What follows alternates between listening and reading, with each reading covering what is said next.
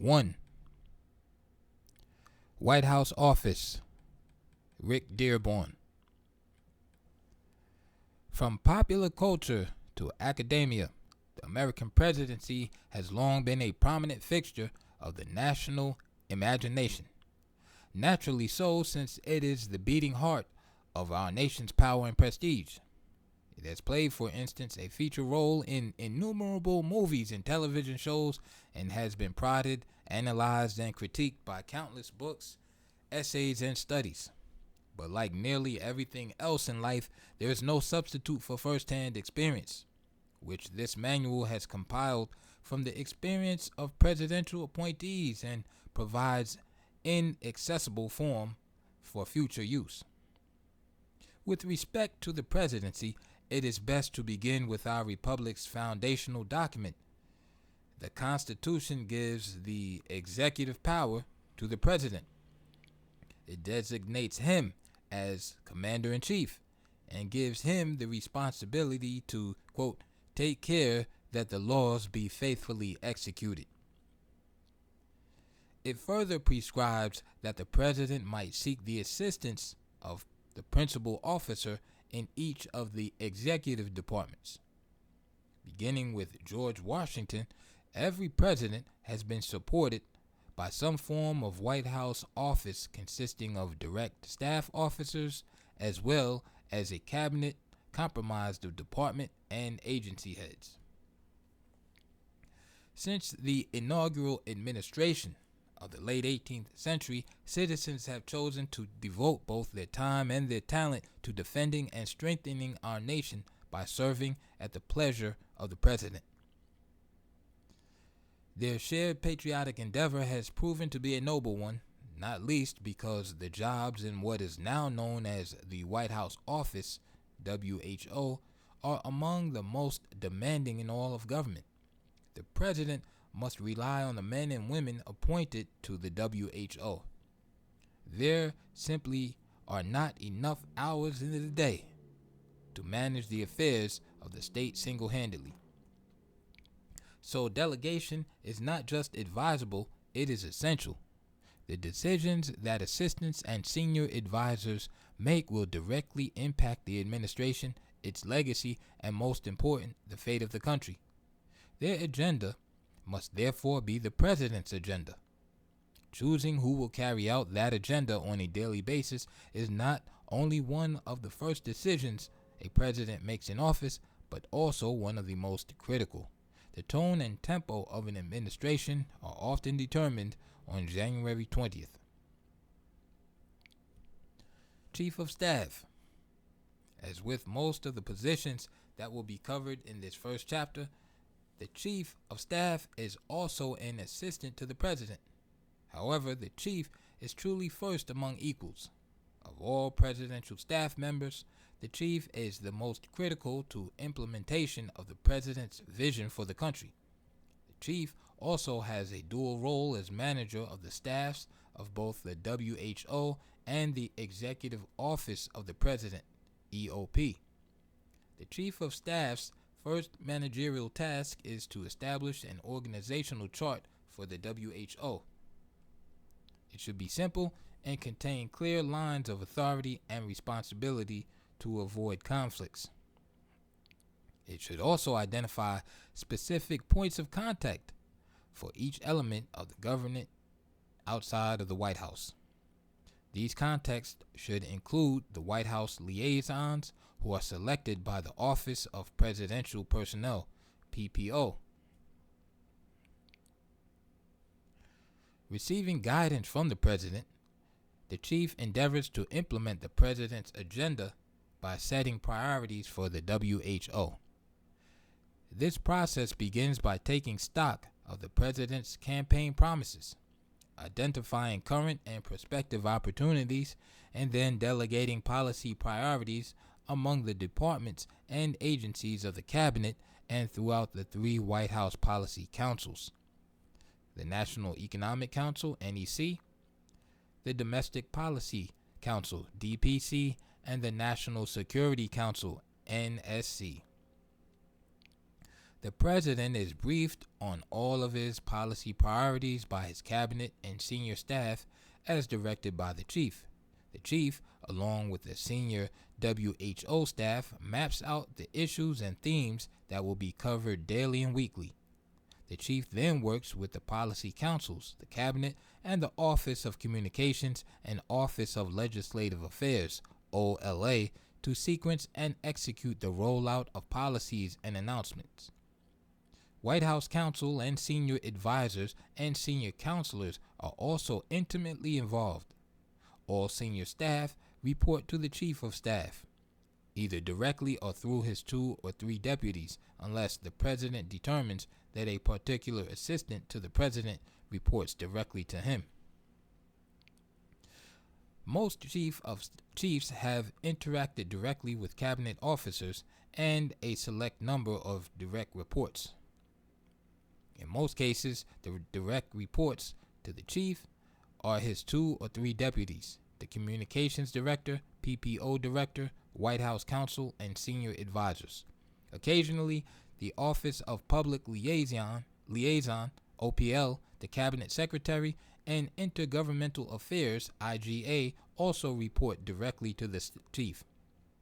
Usually, however, they report instead to a deputy chief of staff. The chief of staff's main challenge is time management. His use of his deputies, meetings with senior staff, and direction provided to the WHO must all balance with the daily needs of the president. A successful chief steers the West Wing using his management of and influence with the various individuals and entities around him.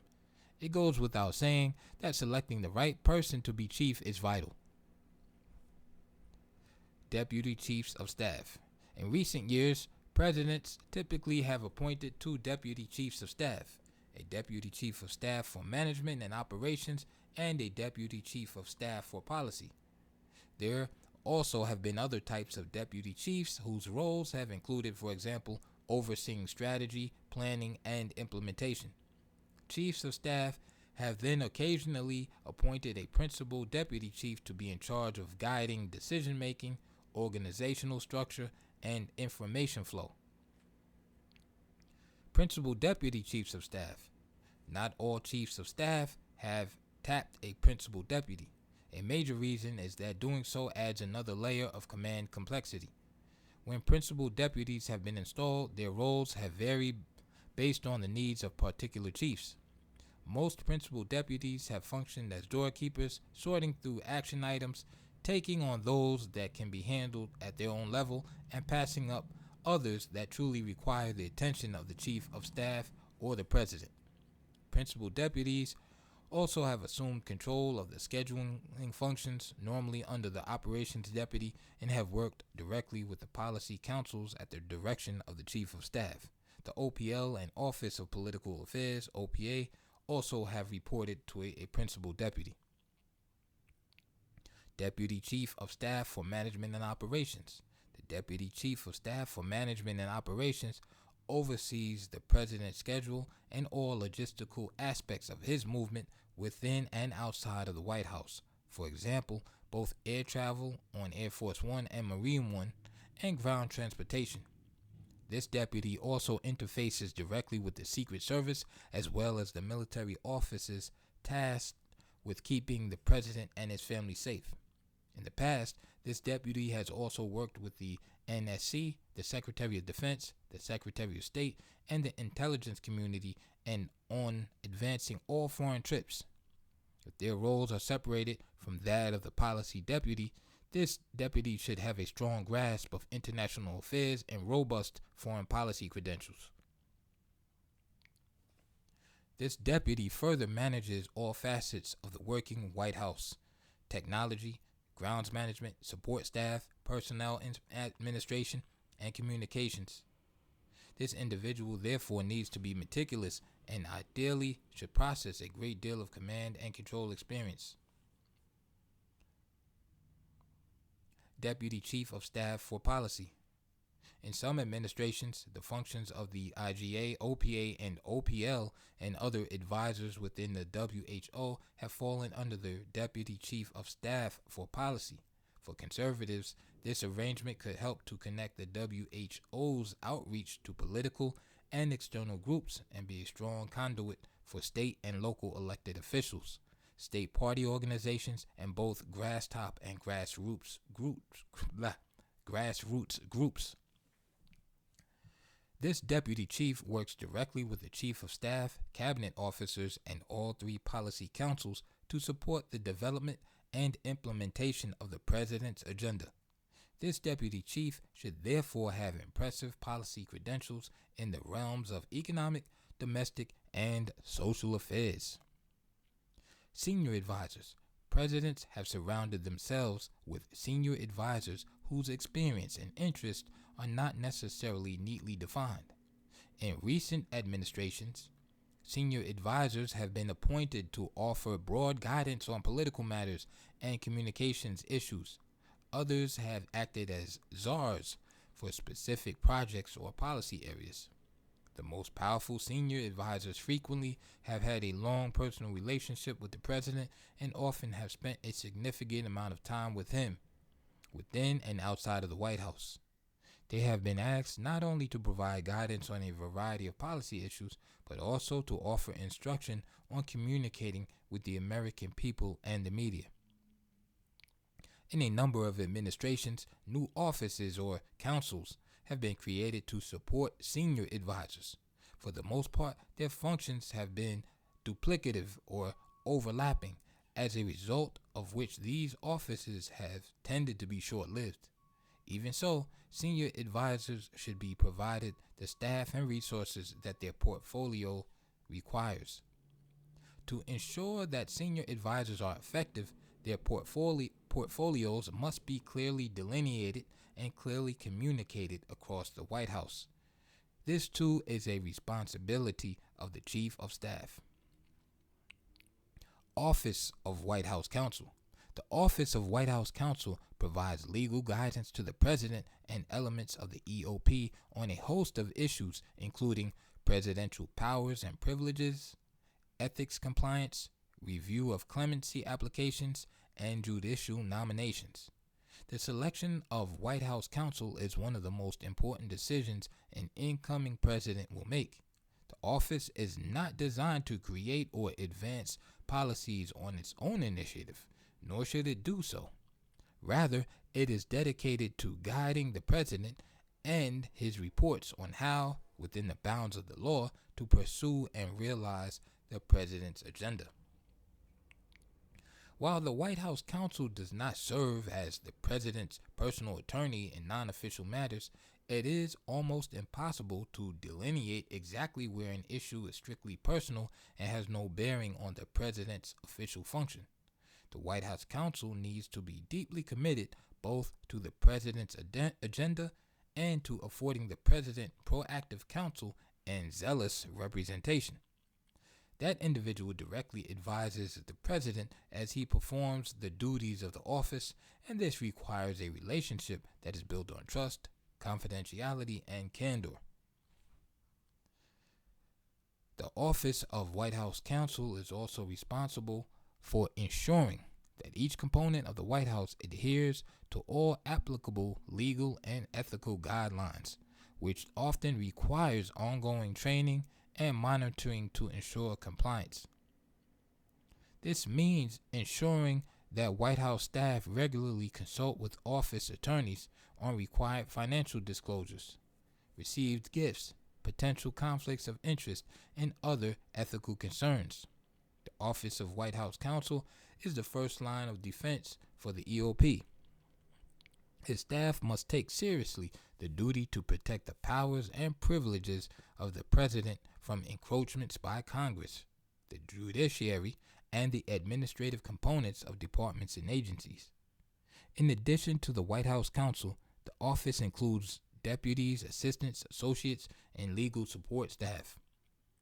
The assistant and associate attorneys are often specialists in particular areas of the law and offer guidance to the EOP on issues related to national security, criminal law, environmental law, and a host of administrative and regulatory matters.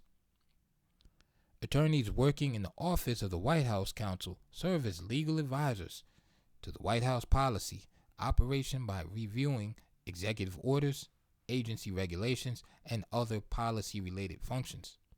Here again, subordinates should be deeply committed to the president's agenda and see their role as helping to accomplish the agenda through problem solving and advocacy. They should not erect roadblocks out of an abundance of caution. Rather, they should offer practical legal advice on how to promote the president's agenda within the bounds of the law. The White House counsel's office cannot serve as a finishing school to credential the next set of white shoe law firm attorneys or federal judges in waiting who cabin their opinions for fear their elite credentials could be tarnished through a policy disagreement. Rather, it should function more as an activist yet ethical plaintiff's firm that advocates for its client, the administration's agenda, within the limits imposed by the Constitution and the duties of the legal profession. The Office of White House Counsel also serves as the primary gateway for communication between the White House and the Department of Justice, DOJ. Traditionally, both the White House Counsel and the Attorney General have issued a memo requiring all contact between the two institutions to occur only between the Office of White House Counsel and the Attorney General or Deputy Attorney General. The next administration should re-examine this policy and determine whether it might be more efficient or more appropriate for communication to occur through additional channels.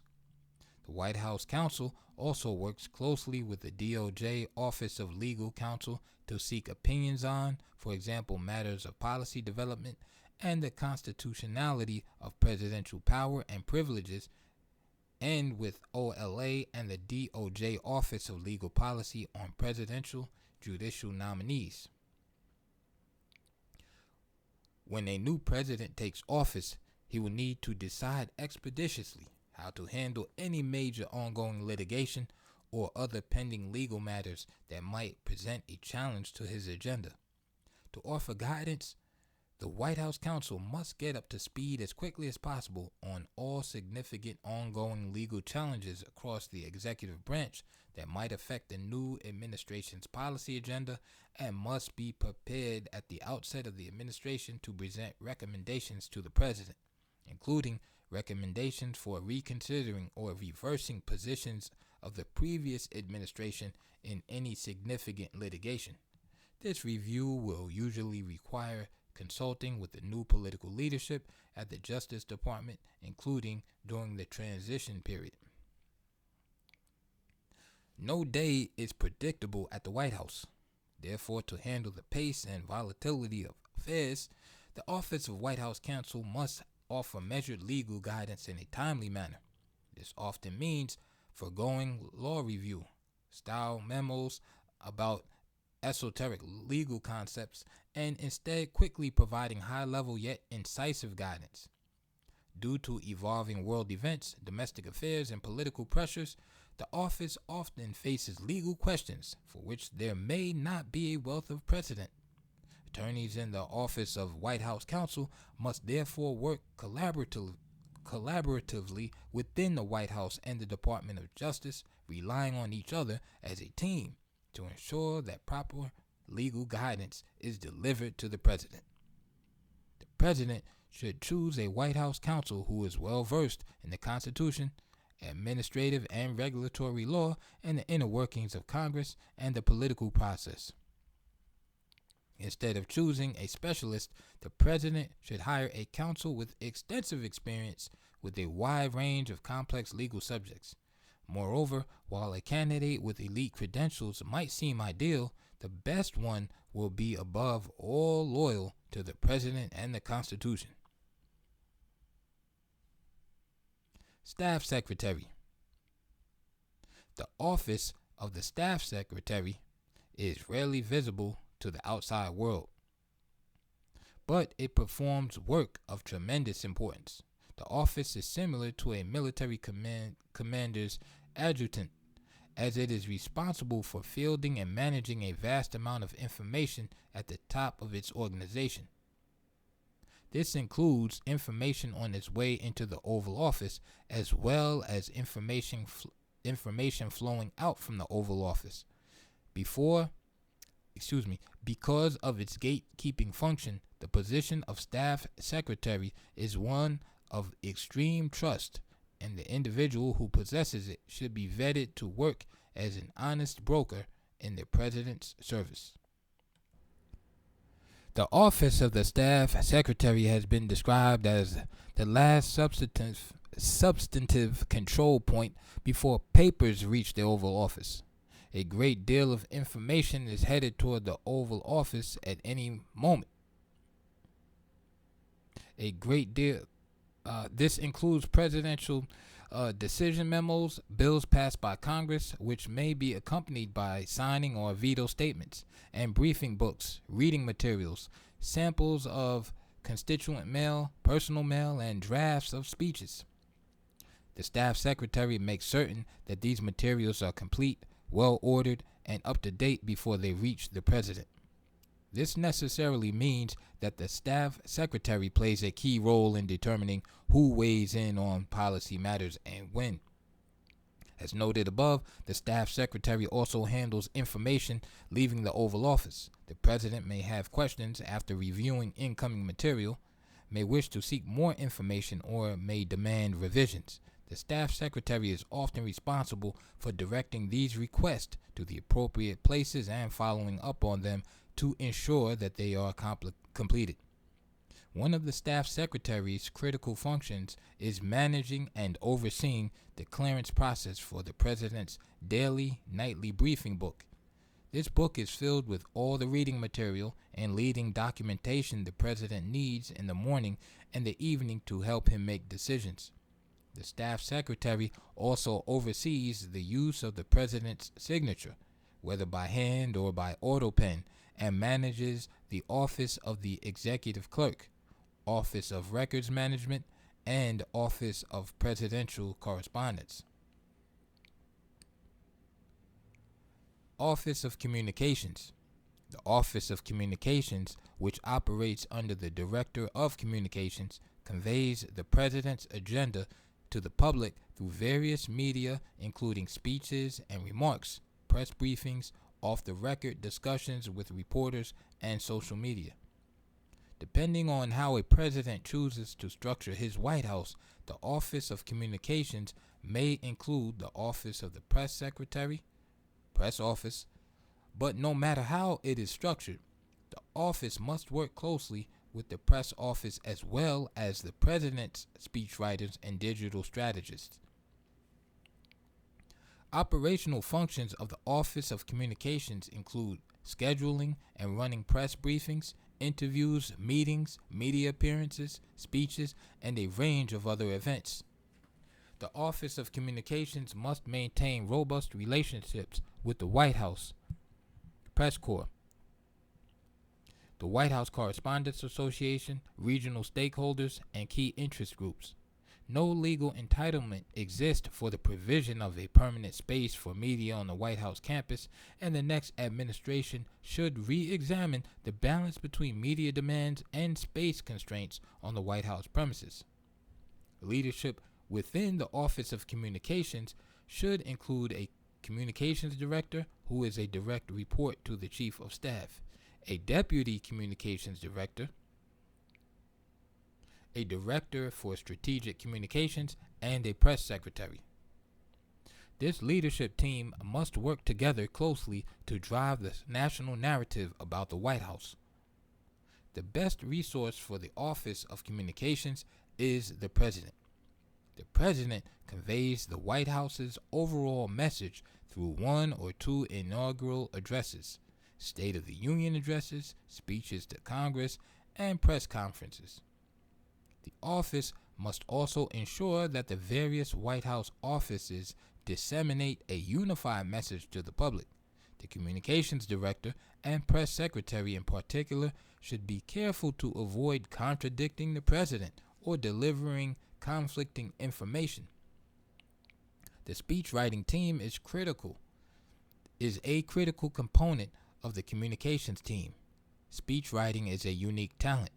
The writer selected must understand policy, should have a firm grasp of history and other liberal arts disciplines, and should be able to learn and adopt the president's style of rhetoric and mode of delivery. The press secretary is the president's spokesman, communicating to the American people through the media. The press secretary engages with the White House press corps formally through press briefings and informally through impromptu gaggles and meetings. Individuals who serve in this role must be quick on their feet, which means, when appropriate, deftly refuting and rebutting correspondents' questions and comments. The communications director must convey the president's mission to the American people. Especially for conservatives, this means navigating the mainstream media to ensure that the president's agenda is conveyed effectively and accurately. The communications director must be politically savvy and very aware of the ongoing activities of the other White House offices. The new administration should examine the nature of the relationship between itself and the White House Correspondents Association and consider whether an alternative coordinating body might be more suitable. Office of Legislative Affairs, OLA. Created by President Dwight Eisenhower, the OLA has continued to serve as the liaison between the White House and Congress. The White House must work with congressional leaders to ensure presidential nominees for roles such as cabinet secretaries and ambassadors are confirmed by the Senate. The White House also relies on Congress to enact reforms promised by the president on the campaign trail, whether those promises relate to health care, education, or national defense. Because Congress holds the power of the House, White House staffers must ensure that there is enough support on the Hill to secure the necessary funding through the appropriations process to fulfill the president's agenda. The OLA reports directly to the Chief of Staff, and in some administrations has done so under the guidance of a Deputy Chief of Staff, usually the Deputy Chief for Policy. Regardless of the person to whom the OLA reports, however, the office exercises a certain autonomy on behalf of the President and the Chief of Staff in directly influencing congressional leaders of both major political parties. The OLA often must function as the mediator among the parties and find common ground to facilitate the successful enactment of the President's agenda. As is the case with many White House offices, but especially the Office of Communications, the OLA must ensure that congressional leaders receive one unified message. If other actors within the White House maintain their own relationships with congressional leaders and staffers, it may appear that the president's agenda is fractured and lacks consensus. This dynamic has caused real problems for many presidents in the past. Internally, OLA staffers need to be involved in policy discussions, budget reviews, and other important meetings. They must also provide advice to policy staffers regarding whether certain ideas are politically feasible. Externally, OLA staffers have to communicate continuously with congressional offices of both parties in both the House and the Senate to ensure that the president has enough support to enact his legislative priorities or sustain votes. The OLA requires staffers who are effective communicators and can provide a dose of reality to other White House staffers when necessary. Although a policy proposal from within the White House may be a great idea, OLA staffers must ensure that it is politically feasible. OLA staffers must therefore be skilled in both politics and policy. Furthermore, the president should seek out individuals who can advance his agenda and at the same time forge pathways with members of the opposing political party on other priorities. Most important, the OLA must function as a well-oiled machine, precisely synced. The president cannot afford to have a tennis player on, much less as the leader of his football team. Office of Presidential Personnel, PPO. The political axiom that personnel is policy was popularized under President Ronald Reagan during the 1981 presidential transition. One of the most important offices in the White House is the PPO, which was created under President Richard Nixon to centralize political appointments. Departments and agencies had and still have direct legal authority on hiring and firing, but the power to fill Schedule C positions, the core of political jobs, is vested with the president. Therefore, the White House, not the department or agency, has the final word on political appointments. PPO's primary responsibility is to staff the executive branch with individuals who are equipped to implement the president's agenda, although its focus should be identifying and recruiting leaders to fill the approximately 1,000 appointments that require Senate confirmation. PPO must also fill approximately 3,000 political jobs that require dedicated conservatives to support the administration's political leadership. Frequently, many medium-tier and top-tier jobs have been filled by policy experts tasked with accomplishing much of the work of the administration. At the same time, appointees in the entry-level jobs have brought invaluable energy and commitment to the White House and have proved to be the farm team for the conservative movement. The Office of Presidential Personnel is responsible for identifying potential political personnel, both actively through recruitment and passively by fielding resumes and adjudicating requests from political actors, vetting potential political personnel by conducting political background checks and reviewing any clearance and fitness assessments by departments and agencies, making recommendations to the president and to other appointment authorities on behalf of the president, identifying programmatic political workforce needs early in developing plans, for example, Schedule F, maintaining a strong relationship with the Office of Personnel Management, OPM, both for operational purposes and to effectuate the President's direct Title V authorities. The President is in charge of the federal workforce and exercises control principally by working through the Director of the Office of Personnel Management. Training and connecting political personnel. Playing bad cop in a way that other White House offices cannot, including serving as the office that takes direct responsibility for firing and hirings. Serving as a personnel link between conservative organizations and the executive branch. In most administrations, PPO will staff more than 100 positions during a transition and thousands of non-career positions during the president's first term. Direct authority and a strong relationship with the president are necessary attributes for any PPO director. Historically, PPO has had direct review and control of personnel files, including security clearance dossiers. At the highest level, PPO is tasked with long-term strategic workforce development. The billets of political appointments are of immense importance in credentialing and training future leaders. In addition, whatever one's view of the constitutionality of various civil service rules, for example, the Federal Vacancies Reform Act of 1998, might be, it is necessary to ensure that departments and agencies have robust cadres of political staff just below senior levels in the event of unexpected vacancies. Office of Political Affairs, OPA. The OPA is the primary office within the executive branch for managing the president's political interest.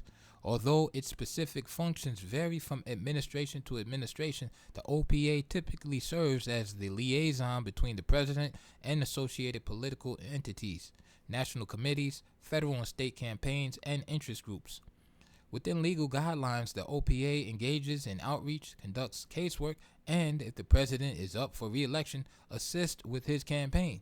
The OPA may also monitor congressional campaigns, arrange presidential visits with other political campaigns, and recommend campaign staff to the Office of Presidential Personnel for service in the executive branch. The OPA further serves as a line of communication between the White House and the president's political party. This includes both relaying the president's ambitions to political interests and listening to the needs of political interests. This relationship allows for the exchange of information between the White House and political actors across the country.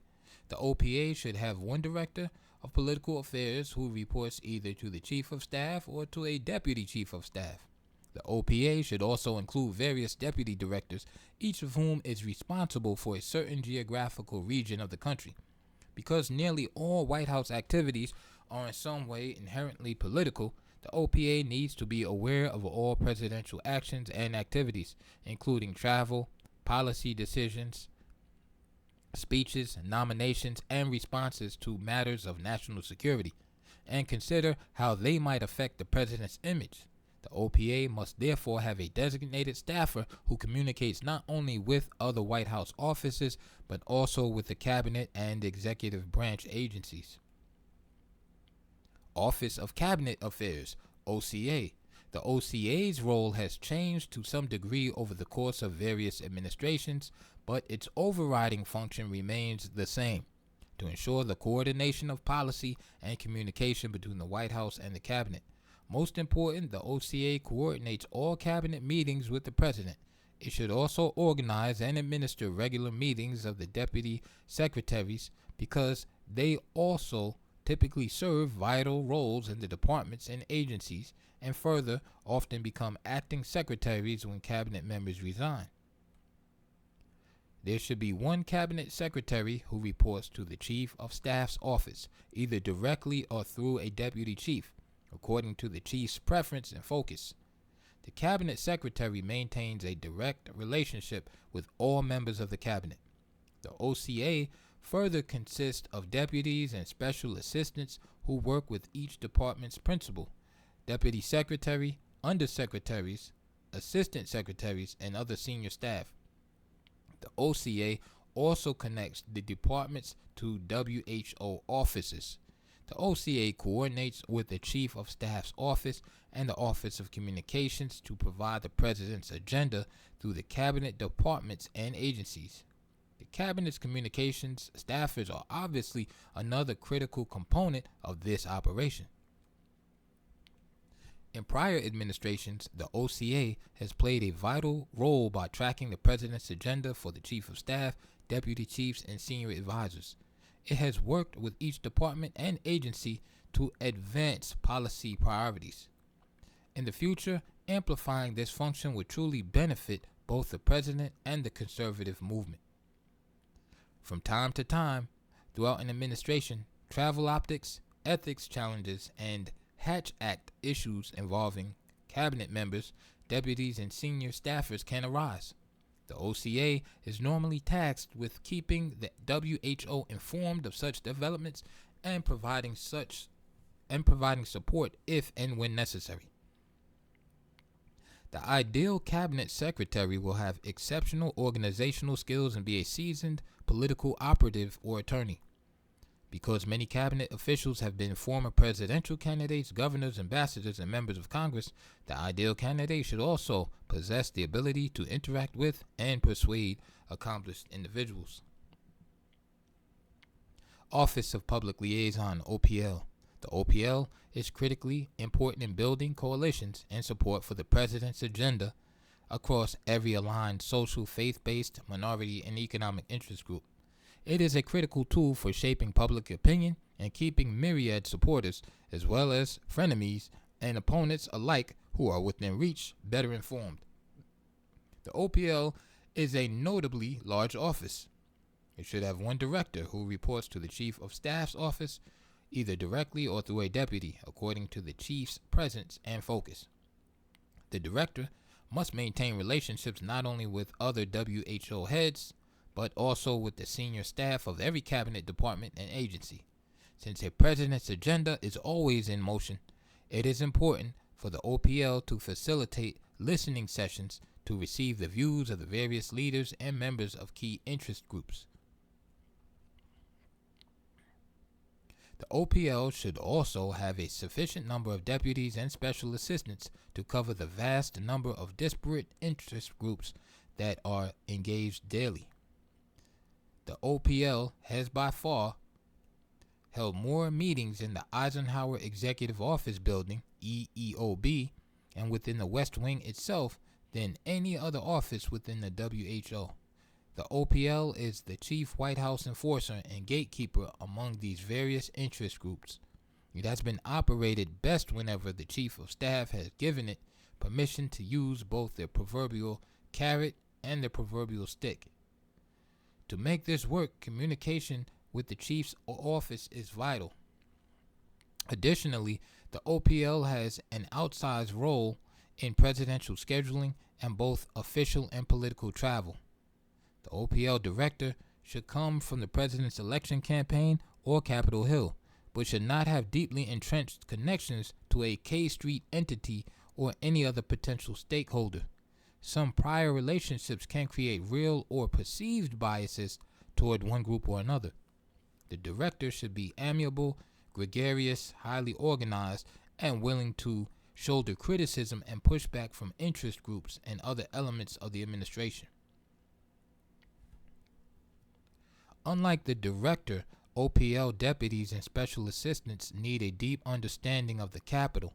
From K Street to Capitol Hill, they should have extensive experience in private industry, the labor sector, the conservative movement, and among the specific interest groups with which they will be asked to engage on behalf of the White House.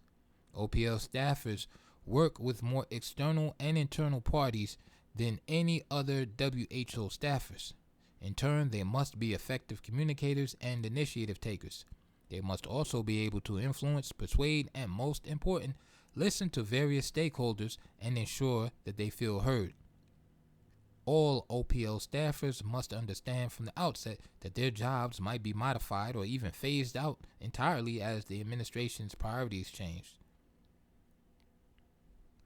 Office of Intergovernmental Affairs. The IGA connects the White House to state, county, local, and tribal governments. In other words, it is the one-stop shop for disseminating an administration's agenda to all non-federal government entities. The IGA should have a director to whom one or two deputy directors report. The director must ensure that the White House remains connected to all non-federal government entities.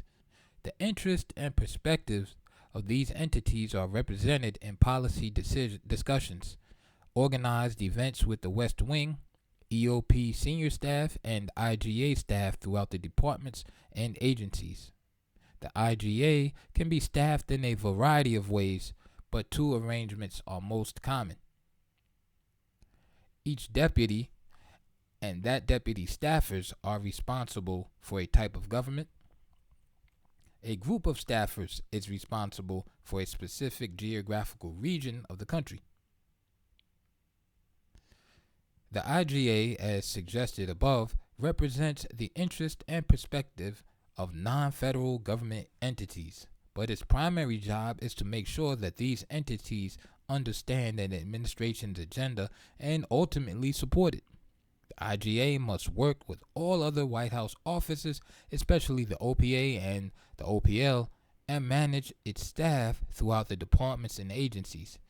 IGA staffers must therefore have communication skills, understand political nuance, and be willing to engage in complex policy discussions. They should also be not just generally responsive, but also proactive in seeking out the interests and perspectives of non-federal government entities. White House Policy Councils. As the federal government has ballooned in size over the past century, it has become increasingly difficult for the president alone to direct his agenda across the executive branch. 3 White House policy councils have come into existence to help the president to control the bureaucracy and ensure continued alignment between agency leadership and White House priorities. Those councils, as previewed above, are the NSC, NEC, and DPC. Each is headed by an assistant to the president and performs 3 significant functions. Policy coordination. The primary role of the policy councils is to coordinate the development of the administration policy. This frequently includes developing significant legislative priorities, coordinating policy decisions that impact multiple departments and agencies, and at times coordinating policy decisions within a single department or agency. This process must ensure that all relevant offices are included, that competing or conflicting opinions are thoroughly discussed and evaluated, and when there is a disagreement among White House senior staff or among cabinet members, as well as a well-structured question is presented to the president for an intermediate or final decision. Policy advice. By virtue of working in the White House, the heads of the 3 policy councils will also function as independent policy advisors to the president. This aspect of the role will vary depending on the individual in this position and the president's governing philosophy. Incumbents have ranged from honest brokers who mostly coordinate and ensure that all opinions are fairly presented to the president, to policy deciders who largely drive a given policy topic on behalf of the president. Policy implementation. The policy councils also manage and mediate the implementation of previous policy decisions. Implementation of a new statute or an executive order frequently takes years and involves many distinct and more granular policy decisions along the way. It is essential to have a centralized process for evaluating and coordinating these decisions, especially if they involve more than one cabinet department or agency with differing opinions on the best approach for securing the president's goals. The above functions have recently been managed by policy councils through a tiered interagency policy process. This process helps to identify differences of opinion and reach a decision without having to take every issue to the president. It can be used to address a single question or monitor a recurring issue on an ongoing basis. Typically, the process involves multiple cabinet departments and agencies that have a pertinent role, policy interest, or disagreement. Each policy council's process could involve the following committees: Policy Coordinating Committee, PCC. A PCC is led by a special assistant to the president from the Policy Council and includes political assistant secretary level experts from the relevant departments, agencies, or offices. The purpose is to determine where consensus exists, clearly identify where there are differing opinions, and develop options for resolving the remaining questions. If no outstanding questions or disagreements exist, the PCC may resolve the issue and move toward implementation at the agency level. Deputies Committee, DC. A DC is a meeting of presidentially appointed executives chaired by the Policy Council's deputy assistant to the president and relevant deputy secretaries. It evaluates the options produced by the PCC and frequently directs the PCC to add, expand, or re-evaluate an option, or even to reach a compromise and resolve an issue at that level. Principals Committee, PC. When questions are not resolved by a DC, the director of the Policy Council will chair a PC, which is attended by the relevant cabinet secretaries and senior White House political staff. This is the final opportunity for the president's most senior advisors to discuss the question, make sure that each principal's position is carefully understood, and see whether consensus or a compromise might be reached. If not, the Chief of Staff's office will schedule time for the PC to meet with the president for a final decision. Despite having seemingly clear and separate portfolios, the 3 policy councils frequently have areas of overlap, which can result in confusion, duplication, or conflict. For example, there are the areas of immigration and border security, either NSC or DPC, healthcare, energy, and environment, either NEC or DPC, and trade and international economic policy, either NSC or NEC. Identifying these potentially problematic areas and assigning policy responsibilities to only one counsel where possible will help to speed up the policy coordinating process.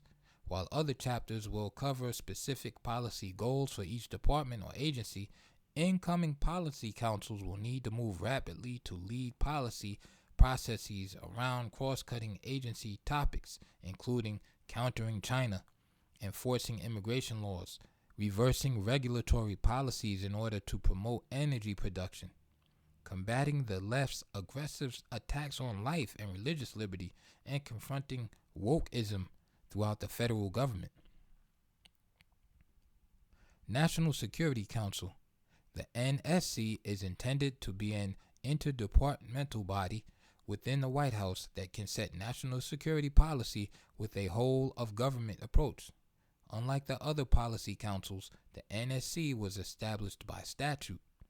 Statutory members and advisors who are currently part of the NSC include the President and Vice President, the Secretaries of State, Defense and Energy, the Chairman of the Joint Chiefs of Staff, and the Director of National Intelligence. The NSC staff, and particularly the National Security Advisor, should be vetted for foreign and security policy experience and insight. The National Security Advisor and NSC staff advise the President on matters of foreign policy and national security, serve as an information conduit in times of crisis, and as liaisons, ensuring that written communications are properly shared among NSC members. Special attention should be given to the use of detailees to staff the NSC. In recent years, the NSC staff size has been right-sized from its peak of 400 in 2015 down to 100 to 150 professional members. The next administration should try to limit the number of detailees to ensure more direct presidential control. National Economic Council. The NEC was established in 1993 by executive order and has 4 key functions: to coordinate the economic policy making process with respect to domestic and international economic issues, to coordinate economic policy advice to the President, to ensure that policy decisions and programs are consistent with the President's stated goals and that those goals are being effectively pursued, to monitor implementation of the President's economic policy agenda. The NEC Director coordinates and implements the President's economic policy objectives by working with Cabinet Secretaries, their departments, and multiple agencies. The Director is supported by a staff of policy experts in various fields, including infrastructure, manufacturing, research and development, agriculture, small business, financial regulation, housing, technology and innovation, and fiscal policy. The NEC considers economic policy matters, and the DPC typically considers anything related to domestic matters, with the exception of economic policy matters. It also differs from the Council of Economic Advisors, CEA, whereas the NEC is in charge of policy development. The CEA acts as the White House's internal research arm for the economic analysis. It is therefore critically important to find people with the right qualifications to head both the NEC and the CEA. The CEA is almost always led by a well-known academic economist, and the NEC is regularly led by someone with expertise in directing the President's economic policy process. Those who have served in the role have ranged from former CEOs of the nation's largest investment firms to financial services industry managers to seasoned congressional staffers who have managed the economic policy issues for top financial and tax writing committees. Domestic Policy Council. The Domestic Policy Council, DPC, consists of advisors to the President on non-economic domestic policy issues as well as international issues with a significant domestic component, such as immigration. It is one of the primary policy councils serving the President, along with the NSC and NEC. The Director serves as the principal DPC advisor to the President, along with members of the Cabinet, and the Deputy Director chairs the committee responsible for coordinating domestic policy development at the Deputy Secretary level. In this respect, both the Director and the Deputy Director have critical institutional functions that affect the development of domestic policy throughout the administration. The DPC also has policy experts, for example, special assistants to the President or SAPs, who are responsible for developing and coordinating as well as for advising the President on specific issues. It is essential that DPC policy expertise reflect the most prominent issues that are before the administration, issues such as the environment, healthcare, housing, and immigration. In addition, DPC SAPs should demonstrate a working knowledge of the rulemaking process, although they need not necessarily be experts on regulation, because a working knowledge of the rulemaking process will facilitate the DPC's effectiveness in coordinating administration policy. The DPC also needs to work closely with other offices within the Executive Office of the President to promote economic opportunity and private sector innovation. This includes working with the Office of Management and Budget and its Office of Information and Regulatory Affairs, as well as the Council of Economic Advisors, Council on Environmental Quality, and Office of Science and Technology. Policy. To this end, the Director should chair a standing meeting with the principals from each of the other EOP offices to enhance coordination from within the White House. Several areas will be especially important as the DPC works to develop a well-defined domestic policy agenda. One is the promotion of innovation as a foundation for economic growth and opportunity. The President should establish an economic opportunity working group chaired by the DPC Director to coordinate the development of policies that promote economic opportunity. Another important area is the promotion of healthcare reform to bring down costs for the American people and the pressure that spending on health programs puts on the federal budget. Finally, DPC should coordinate it with the NSC on a policy agenda to enhance border security.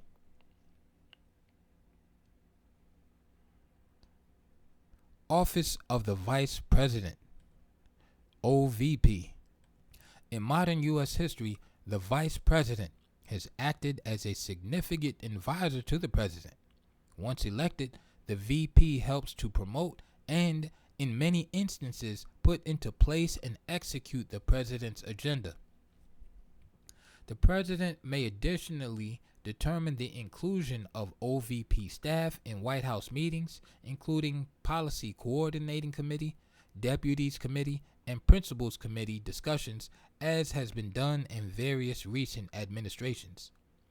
Recent presidents have decided to give Vice President space in the West Wing. The VP's proximity to the President, as well as to the Chief of Staff and additional senior advisors, makes his or her role a powerful one within the West Wing. Presidents typically tap VPs to lead various administration efforts. These efforts have included serving on the NSC Principals Committee, heading the National Space Council, addressing immigration and border issues, leading the response to healthcare crises, and supervising workforce programs. VPs traditionally also spearhead projects of personal interest that have been authorized by the president. The VP is also charged with breaking tie votes in the Senate and in recent years has served abroad as a brand ambassador for the White House and more broadly the United States, announcing administration priorities and coordinating with the heads of state and other top foreign government officials. The vice president, as president of the Senate, could be a president's emissary to the Senate. Office of the First Lady or First Gentleman. The First Lady or First Gentleman plays an interesting role in the formation, implementation, and execution of policy in concert with the President.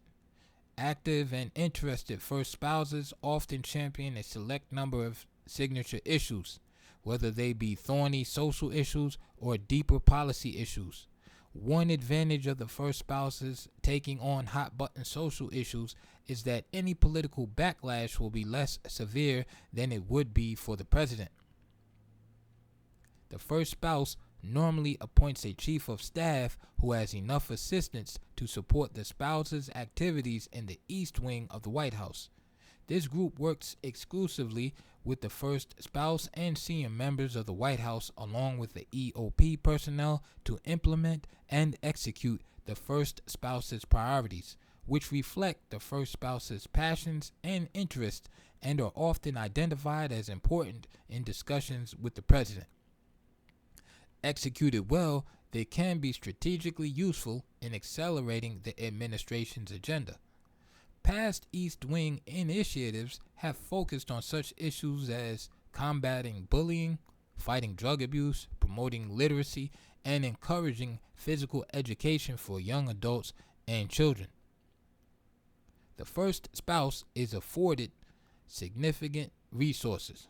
His or her staff also works with the president's policy team, members of the cabinet, and other EOP staff.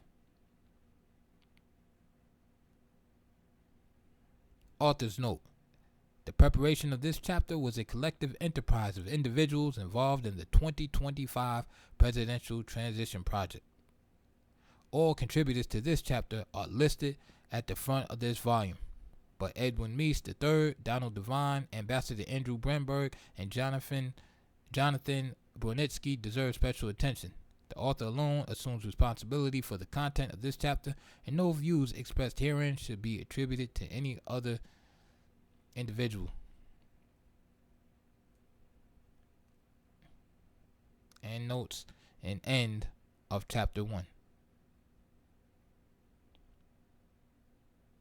Please support this channel by clicking on the links below.